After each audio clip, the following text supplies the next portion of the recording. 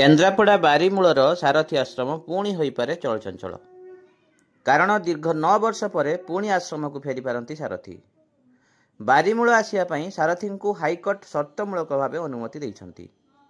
ଏହା ଶୁଣିବା ପରେ ତାଙ୍କ ସମର୍ଥକ ଓ ଅନୁଗାମୀମାନଙ୍କ ମଧ୍ୟରେ ଖୁସି କହିଲେ ନ ସରେ।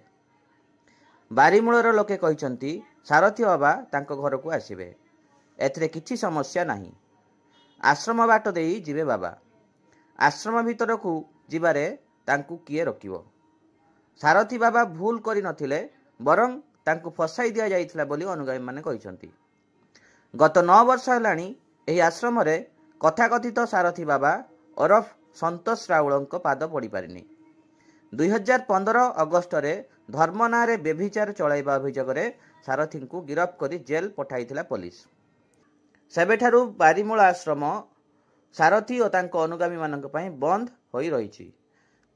କିଛି ବର୍ଷ ତଳେ ଜେଲରୁ ମୁକୁଳିବା ସାରଥୀଙ୍କୁ ନିକଟରେ ହାଇକୋର୍ଟ ସର୍ତ୍ତମୂଳକ ଭାବେ ବାରିମୂଳ ଯିବା ପାଇଁ ଅନୁମତି ଦେଇଛନ୍ତି।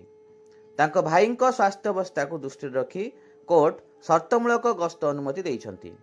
ସାରଥୀ କେନ୍ଦ୍ରାପଡ଼ାରେ ରାତି ବିତାଇ ପାରିବେ ନାହିଁ। ସକାଳ 5:30ରୁ ସନ୍ଧ୍ୟା 5ଟା ଯାଏ ରହିପାରିବେ। ଆଉ ଗସ୍ତର 7 ଦିନ ପୂର୍ବରୁ ଟ୍ରାଏଲ କୋର୍ଟକୁ ଜଣାଇବାକୁ ପଡ଼ିବ। ବୁଦ୍ଧିଜୀବୀଙ୍କ ମତରେ ସାରଥୀଙ୍କ ପାଇଁ ଯେଉଁ ସବୁ ସର୍ତ୍ତ ରଖିଛନ୍ତି କୋର୍ଟ, ତାକୁ ଜିଲ୍ଲା ପ୍ରଶାସନ କଡ଼ାକଡ଼ି ଭାବେ ପାଳନ ନ କଲେ ପୁଣି ବାରିମୂଳରେ ପୂର୍ବ ଭଳି ଉତ୍ତେଜନା ସୃଷ୍ଟି ହୋଇପାରେ।